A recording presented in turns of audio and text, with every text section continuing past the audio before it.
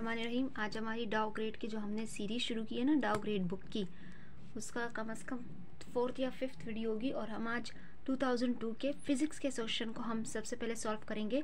मेरे चैनल पर हिरना चैनल पर आपको ना डाउ ग्रेड का एक प्लेलिस्ट मैंने बनाया है, डाउ ग्रेड के नाम से, डाउ ग्रेड के बुक के नाम से मैंने एक प्लेलिस्ट बनाया है। आप वहाँ जाकर आपको सारी वीडियोज़ मिल जाएंगी, ठीक है। पहला क्वेश्चन है, which of the following quantities are vector, magnitude और डायरेक्शन। आपको पता है ना, वेक्टर जो क्वांटिटीज़ होती है उनमें हम मैग्नीट्यूड और डायरेक्शन, उनमें मैग्नीट्यूड भी होता है और डायरेक्शन भी होता है, ठीक है। तो इस लिहाज से बस आपको इतना पता होना चाहिए कि वेक्टर वो क्वांटिटीज़ है जिसमें आपको मैग्नीट्यूड का भी पता होना चाहिए और डायरेक्शन का भी पता होना चाहिए, हमें बतानी है। तो इस लिहाज से फोर्सेस डिस्प्लेसमेंट, इसका मैग्नीट्यूड भी होता है और इन दोनों के डायरेक्शन भी होते हैं, ठीक है। The momentum of the body increases by 20%. What is the percentage increase in its K? ये वाला क्वेश्चन बहुत मुश्किल होता है बच्चों के लिए, लेकिन ये भी एक ट्रिक है जो बहुत इजी बना देता है इस क्वेश्चन को, ठीक है। सबसे पहले आपने समझना है, ठीक है, आपने सवाल को समझना है। सवाल क्या कह रहा है आपसे कि अगर हम मोमेंटम, एक बॉडी है उसकी मोमेंटम को हम 20% इंक्रीज़ कर दें, ठीक है, 20% हम इसे इंक्रीज़ कर दें। तो देखिए अब हमने क्या किया, इंक्रीज बाय 20%। अगर यहाँ पे लिखा हो डिक्रीज, ऐसे भी आ सकता है कि लिखा हो कि भाई डिक्रीज बाय 20%। तो मैं दोनों तरह का ट्रिक आपको बता रही हूँ, बस आपने करते चले जाना है, ठीक है। आप कैसे करेंगे, अगर आपसे कहीं इंक्रीज, तो आपने आपसे मोमेंटम का कहा है ना, तो हम पहले उस मोमेंटम को निकालेंगे जो 20% इंक्रीज हो चुका है। पहले हमने वो वाला मोमेंटम रखा जो उस बॉडी का था पहले से, ठीक है। फिर क्या हुआ कि 20% वो बॉडी का जो मोमेंटम था वो इंक्रीज़ हो गया। हमें एक नया मोमेंटम निकालना है, ठीक है। ये वाला मोमेंटम कौन सा है, जो पहले से था, ये वाला कौन सा है जो 20% इंक्रीज़ हुआ है, ठीक है। परसेंटेज को हम ख़त्म कर देंगे, 100 से डिवाइड कर देंगे। अब आपको 1/5 का आंसर आना चाहिए, 0.2, ठीक है। हमने क्या किया, एक ये जो P है इसके साथ अगर कुछ नहीं है तो क्या है, 1 है, इसको आप प्लस कर दोगे, 1.2 P आपको मोमेंटम आपको मिल जाएगा। यानी वो जो नया मोमेंटम हमारे पास आया 20% इंक्रीज करने के बाद, वो 1.2 है, ठीक है। इसी तरह अगर डिक्रीज का कहा हो तो पहले से एक मोमेंटम मौजूद था, बीच में क्या साइन लग जाएगा, जस्ट माइनस का। इंक्रीज वाले में प्लस था, डिक्रीज वाले में माइनस लग जाएगा। 20% जब मोमेंटम इंक्रीज हुआ उस बॉडी का, इसी तरह आपने परसेंटेज को ख़त्म करना है, ठीक है। आपने क्या करना है, 1 से 0.2 को डिवाइड करना है। यानी 20% डिक्रीज़ करने के बाद जो हमारे पास मोमेंटम निकला वो 0.8 है, और इंक्रीज़ करने के बाद जो हमारे पास मोमेंटम निकला 1.2 है। हमें ये वाला करना है सवाल इस लिहाज से, ठीक है। ये वाला मैं सिर्फ बता रही हूँ कि अगर डिक्रीज़ आ जाए तो आप ऐसा करोगे। उसके बाद सवाल का दूसरा हिस्सा, पहला हिस्सा हमने सॉल्व कर दिया, ठीक है। The momentum of the body increase by 20%। आपको नया मोमेंटम निकालना पड़ता है, यही मोमेंटम आप नहीं डाल सकते। हमें दूसरा क्वेश्चन, अब सवाल का दूसरा हिस्सा क्या है, what is the increase in its के। अब हमें के निकालनी है, अब हमें के निकालना है, ठीक है। के कौन सा वाला निकालना है, जब कितना परसेंट इंक्रीज हुआ है। 20% मोमेंटम के इंक्रीज करने से आपका के कितना इंक्रीज हुआ है। सवाल के दूसरे हिस्से की तरफ जाते हैं। अब के का और मोमेंटम का ये फॉर्मूला है, ठीक है, ये एक जर्नल फॉर्मूला है। हमें वो वाला के निकालना है जो इंक्रीज हो चुका है, ठीक है, इसलिए मैंने यहाँ पे के कॉमा डाल दिया है। अच्छा, मोमेंटम भी हमें वो वाला रखना है जो 20% इंक्रीज हो चुका है, जो कि हमने निकाला है। क्या निकाला था वो हमने, 1.2 P, ठीक है। मैंने मोमेंटम को रखा जो हमने निकाला है। नीचे 1.2 का जब आप स्क्वायर लेते हो 1.44 आता है। फॉर्मूले को आप साइड पे कर दो। अब आपको पता है P²/2ME किसके बराबर है, के के बराबर। हमने के लिख दिया यहाँ पे, ठीक है। अब आपने इस साइड को थोड़ा सा गौर से पढ़ना है, ठीक है। इस पूरे पेपर में ये सवाल बहुत इंपॉर्टेंट है, ठीक है, ये आता भी है। अब आपने निकालना है कि कितने परसेंट के इंक्रीज़ हुआ है, ठीक है। अब हमारे पास 1.44 के निकाला है। जिस तरह के हमने यहाँ पे फॉर्मूला लगाया था कि हम वो मोमेंटम निकाल रहे हैं जो 20% इंक्रीज़ हुआ है, ठीक है। तो हमने पुराना पी भी रखा, पुराना मोमेंटम जो उस बॉडी का था, फिर वो मोमेंटम भी रखा जब 20% इंक्रीज़ हो गया। इसी तरह हमें इस फॉर्मूले में भी बताना है। यहाँ पे हम क्या करेंगे, इस के से के निकाल देंगे, 1 के, हमेशा 1 के निकालना है, ठीक है। हमने 1 के निकाल दिया, बराबर हो गया, ठीक है। और यहाँ पर हम वो वाला के रखेंगे जो इंक्रीज हुआ, हमारा आंसर ये वाला होगा कि इतना % इंक्रीज हुआ है। ये वाला मोमेंटम हम कैसे निकालेंगे, ये वाला के तो निकालना बहुत आसान है। आप क्या करोगे, आप जस्ट 1 के डाल दोगे, ठीक है। हम क्या करेंगे 1.44 और 1, जो भी यहाँ पे आंसर निकले 1.44 माइनस 1 कर दोगे आप, आपके पास ये वाला के निकल आ जाएगा। और आप क्या कहोगे, इसको परसेंटेज में बदलने का तरीका क्या है, 100 से मल्टीप्लाई करना है आपने, और आप बता दोगे कि देखो 44% के ही मैंने निकाल दिया है। और अगर यही सवाल आ जाए डिक्रीज के लिए, ठीक है, तो आप क्या करोगे, आपने कुछ नहीं करना, आपने उसी तरह चलना है, बस यहाँ पे माइनस का निशान लग जाएगा, ठीक है। तो हमारे पास जो के निकला 20% के मोमेंटम को इंक्रीज करने से हमारा जो के बढ़ा वो 44% बढ़ा है, ठीक है। अगर ये सवाल आपको समझ में नहीं आए तो आप कमेंट सेक्शन में आप कमेंट कर लीजिएगा, मैं अकेले इसका एक वीडियो बना दूंगी, ठीक है। Question number 3, which one of the following statement is correct. थोड़ा सा सवाल गलत हो गया है, विच one of the following statement is correct, ठीक है। इसको भी आपने थोड़े सा ना गौर से पढ़ना है, आप ऐसे ये सवाल ऐसे नहीं होगा।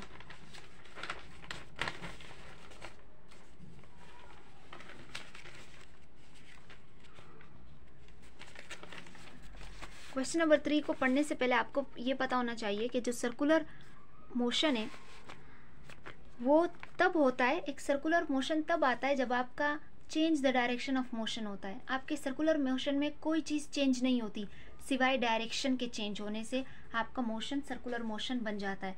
जब आपके मोशन का डायरेक्शन सर्कुलर चला जाता है तब आपका मोशन सर्कुलर हो जाता है, ठीक है। इस सर्कुलर मोशन के कौन कौन सी कैरेक्टरिस्टिक्स है, स्पीड कांस्टेंट होती है, produce due to change in the direction of tangential speed, आपकी जो टेंजेंशियल स्पीड होती है उसका जस्ट डायरेक्शन तब्दील होता है, मैग्नीट्यूड चेंज नहीं होता। सर्कुलर मोशन सिर्फ डायरेक्शन के चेंज होने से प्रोड्यूस होता है, मैग्नीट्यूड के चेंज होने से प्रोड्यूस नहीं होता, ठीक है। मैग्नीट्यूड इसमें कांस्टेंट होता है, हमेशा याद रखिएगा।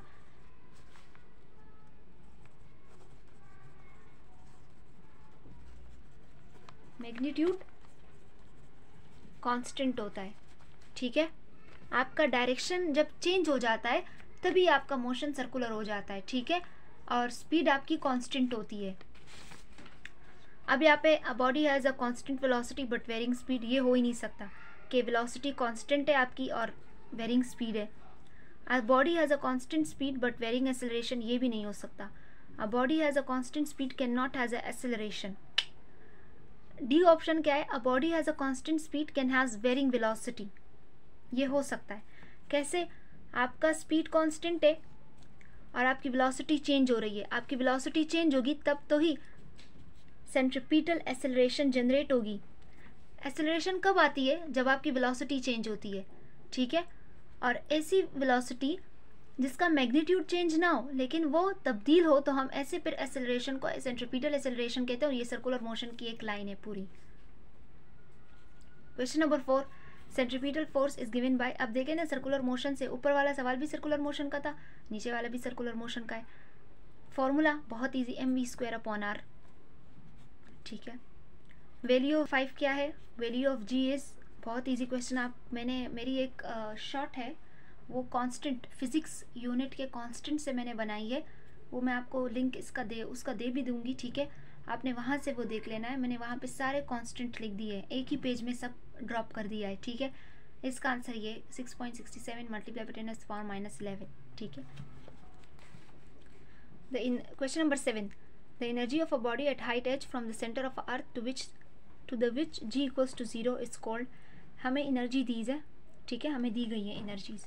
हमने क्या करना है, हमें इनमें से ये जो लाइन हमें बताया ना स्टेटमेंट, इस स्टेटमेंट को हमें आइडेंटिफाई करना है कि ये स्टेटमेंट कौन सा है, ठीक है।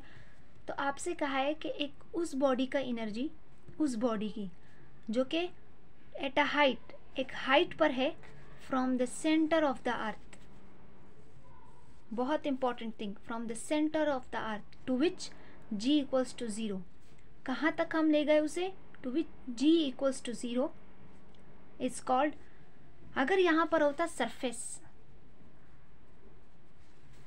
अगर वो कहते हैं कि हमने एक बॉडी को एक हाइट पर ले गए from the surface of the अर्थ, तो फिर ऑप्शन आपका होता ग्रेविटेशनल पोटेंशियल एनर्जी, ठीक है। आपका आंसर क्या हो, लेकिन आपका ये आंसर तब होता जब यहाँ पे सरफेस लिखा होता कि हम एक बॉडी को ले गए एक हाइट पर, और कहाँ से, from the surface of the अर्थ, ठीक है, तब आपका ये आंसर होना चाहिए ग्रेविटेशनल पोटेंशियल एनर्जी। लेकिन जब इन्होंने कहा from the centre of the अर्थ, तो फिर आपका आंसर होना चाहिए एब्सोल्यूट पोटेंशियल एनर्जी। यहाँ पे मैंने आपको बहुत क्लियर डिफरेंस बता दिया है, ठीक है, ये हर कोई नहीं बताता, ठीक है। आपको मैंने ग्रेविटेशनल पोटेंशियल एनर्जी और एब्सोल्यूट पोटेंशियल एनर्जी का डिफरेंस बता दिया है।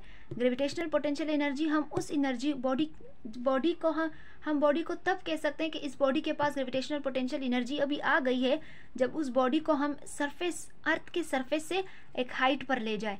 लेकिन अगर हम एक बॉडी को अर्थ के सेंटर से एक हाइट पर लेकर जा रहे हैं तो वो एब्सोल्यूट पोटेंशियल एनर्जी है, ठीक है। मैं आपको इसे डायग्राम के तौर पे बता सकती हूँ। फॉर एग्जांपल, ये अर्थ सरफेस है, क्या है, एक बॉडी है।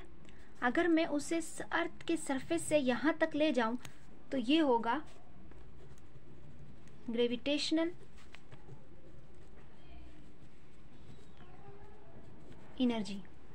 लेकिन अगर बॉडी है उसे मैं सेंटर से, अर्थ के सेंटर से हाइट पर ले जाऊं, एक हाइट पर, तो ये होगी एनर्जी, ठीक है।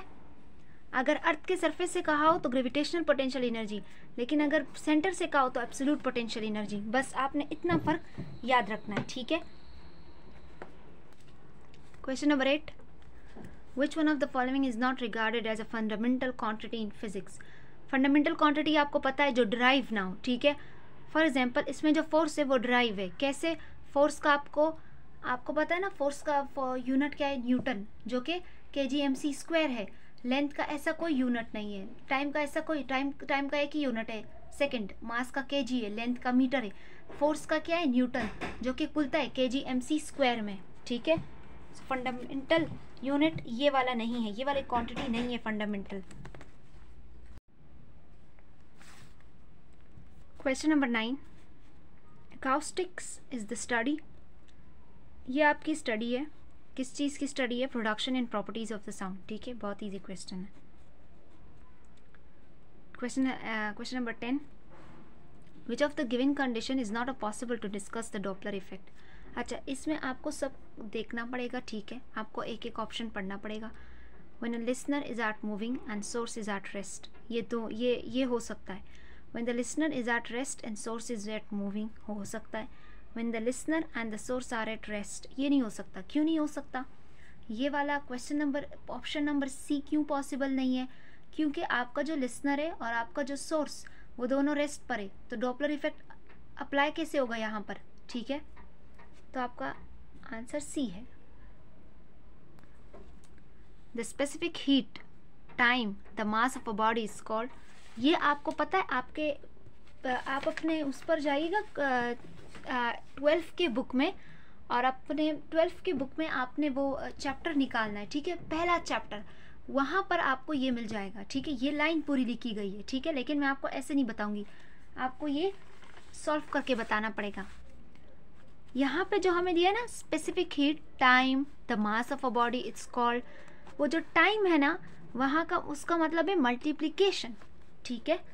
अब आपको मैं बताती हूँ क्या करना है। स्पेसिफिक हीट रखना है, जो कि स्मॉल सी से हम शो करते हैं।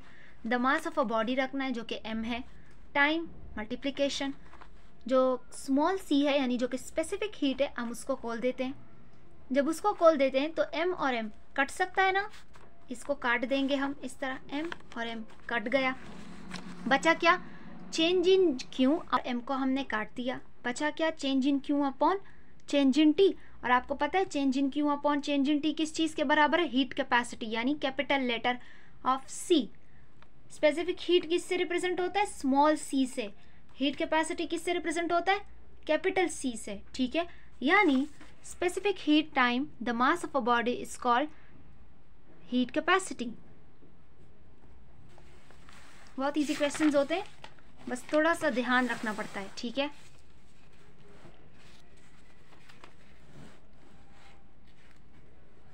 क्वेश्चन नंबर 13 क्या है, the electric field intensity at a distance of 1 metre from a point of charge to 1 micro coulomb is, ये भी हम सॉल्व करेंगे, ठीक है। डायरेक्ट यहाँ पे कौन सा फॉर्मूला लगेगा, हमें क्या निकालना है, इलेक्ट्रिक फील्ड इंटेंसिटी निकालनी है।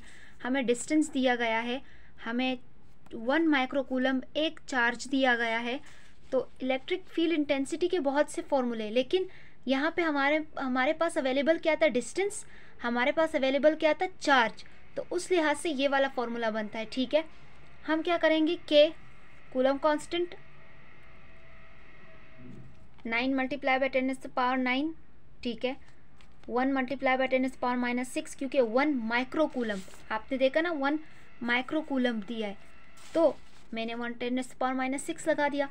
नीचे डिस्टेंस भी 1 मीटर था, ये देखें 1 मीटर डिस्टेंस लगा दिया। अब 1 पर स्क्वायर हो तो कोई फ़ायदा नहीं, ऊपर भी 1 है, 9 1 ज़ा 9 हो जाएगा। मसला बस 9 और -6 का है, +9 और -6 करेंगे तो आंसर हमारे पास +3 आएगा। यानी हमारे पास आंसर इलेक्ट्रिक फील्ड इंटेंसिटी के आंसर क्या है, 9 मल्टीप्लाई बाय 10⁻3, ठीक है। बस हमने क्या करना है, आंसर ढूंढना है। ये रहा, the unit of rate of change of momentum is, यहाँ पे आपको एक फॉर्मूला याद होना चाहिए, वो ये रहा कि आपका जो rate of change of momentum है ना, फॉर्मूला ये है, rate of change of momentum equals to force. Unit बताना है rate of change of momentum का, यानी हमसे न्यूटन ही पूछा गया है, ठीक है।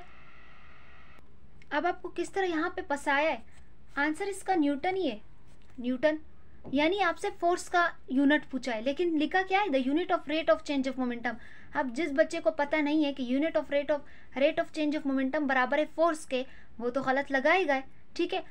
मेरी एक बात याद रखिएगा, कहीं पर भी रेट आ जाए, रेट का मतलब होता है टाइम, नीचे टाइम रखना है।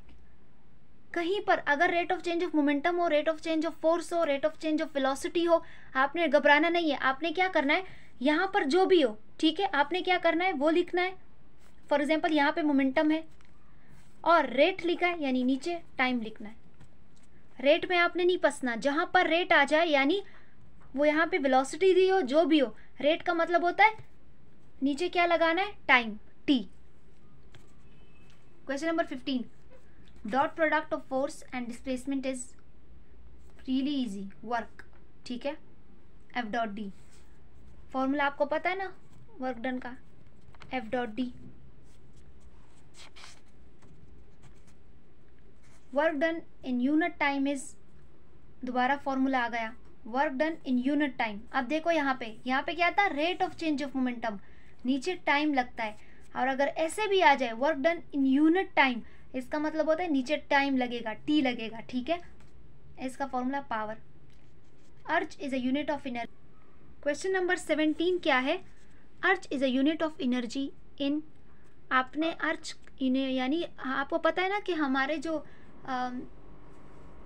एसआई सिस्टम है उसमें एनर्जी का जो यूनिट है वो जूल है, लेकिन सीजीएससी सिस्टम में आपका जो एनर्जी का यूनिट है वो अर्ज है, ठीक है, अर्ज। 1 अर्ज इक्वल्स टू 10⁻⁷, ये रिलेशन भी मैंने लिख दिया है, ठीक है। क्वेश्चन नंबर 18 क्या है, number of vibration in 1 second is, बहुत easy, number of vibration in 1 second is frequency, ठीक है। Total energy of vibrating body is constant. अब आपको मुझे ये बताना है total energy of vibrating body, ठीक है। ये भी मैंने बहुत कुछ इसके बारे में लिखा है, वो मैं आपको भी बताती हूँ, ठीक है। लेकिन आपको एक बात ज़रूर याद होनी चाहिए, पता होना चाहिए कि जो total energy of vibrating body है वो कांस्टेंट होती है। ये सवाल आपका निकाला गया है वेव्स के चैप्टर से, ठीक है। 11 क्लास के बुक के वेव्स के चैप्टर से आपका ये सवाल निकाला गया है। अब आप इसका मतलब क्या है मैं आपको बताती हूँ। वाइब्रेटिंग बॉडी, हर वो बॉडी जो वाइब्रेट करती है, ठीक है, या SHM फॉलो करती है, सिंपल हार्मोनिक मोशन फॉलो करती है, ठीक है। अब आपका ये जो ये मैंने स्ट्रिंग की एग्जांपल ली है, आपको एक स्ट्रिंग की एक एग्जांपल दी है कि यहाँ पे एक स्ट्रिंग था, उसको मैंने मीन पोजीशन तक खींचा, एक्सट्रीम तक खींचा, और वो वापस अपना एक जगह पर आ गया, ठीक है। अब मैं आपको बताती हूँ, एक वाइब्रेटिंग बॉडी में एक इंस्टेंटेनियस पॉइंट होता है, एक मीन पॉइंट होता है और एक एक्सट्रीम। अच्छा, मीन पोजीशन को हम और भी क्या कहते हैं? Equilibrium position. एक्सट्रीम पोजीशन का दूसरा नाम है रेस्टिंग पोजीशन। ठीक है, ये आपको पता होने चाहिए। मीन का दूसरा नाम इक्विलिब्रियम। अगर आपसे कोई पूछे ना कि इक्विलिब्रियम पोजीशन पर पोटेंशियल एनर्जी या काइनेटिक एनर्जी क्या होती है, तो आपने घबराना नहीं है। इक्विलिब्रियम का मतलब मीन ही है, मीन पोजीशन ही आपसे पूछ रहे हैं, और एक्सट्रीम का मतलब रेस्टिंग। अब हम आते हैं इंस्टेंटेनियस पर। जो आपका इंस्टेंटेनियस पोजीशन है, वहाँ पर जो आपका पोटेंशियल एनर्जी होता है वो इंस्टेंटेनियस ही होता है, और उसका फॉर्मूला होता है 1/2 kx²। ये जो x है ये डिस्प्लेसमेंट है। ठीक है, काइनेटिक एनर्जी क्या है? 1/2 kx0। x0 का मतलब है आपके पास एम्पलीट्यूड। ठीक है, x का मतलब डिस्प्लेसमेंट और x0 का मतलब एम्पलीट्यूड, और एम्पलीट्यूड का मतलब मैक्सिमम डिस्प्लेसमेंट। ठीक है, अब ये दो चीज़ें यहाँ पे इन फॉर्मूलाज में आएंगी। ठीक है, ये दो चीज़ें इन फॉर्मूलाज में आएंगी, तो आपको पता होना चाहिए। इंस्टेंटेनियस पोजीशन पर आपका P का फॉर्मूला ये है, K का फॉर्मूला ये है, और ये भी है। ठीक है, ये दोनों है। मीन पोजीशन पर आपकी जो पोटेंशियल एनर्जी होती है वो ज़ीरो होती है क्या, और मिनिमम होती है और ज़ीरो होती है। आपकी मीन पोजीशन पर आपका काइनेटिक एनर्जी मैक्सिमम होता है, और उसका फॉर्मूला ये होता है। ठीक है, आपके एक्सट्रीम पोजीशन पर यानी रेस्टिंग पोजीशन पर पोटेंशियल एनर्जी आपकी मैक्सिमम होती है, और उसका फॉर्मूला ये है। लेकिन काइनेटिक एनर्जी आपकी मिनिमम होती है, और वो होती है ज़ीरो। लेकिन total energy on every point ये है। टोटल एनर्जी का फॉर्मूला भी मैंने आपको लिखवा दिया है। ठीक है, ये तो सिर्फ आपसे अभी पूछा है कि कांस्टेंट होती है कि क्या होती है, लेकिन अगले सवाल में शायद आपसे पूछ ले कि फॉर्मूला बताओ, तो आपने फॉर्मूला ये रहा, मैंने लिखा भी है। Total energy on every point, instantaneous, mean, extreme, फर्क नहीं पड़ता, कोई सा भी पॉइंट हो, आपका टोटल एनर्जी हमेशा यही रहेगा। ठीक है, पोटेंशियल और काइनेटिक चेंज होता जाएगा, लेकिन टोटल एनर्जी हमेशा यही रहेगी।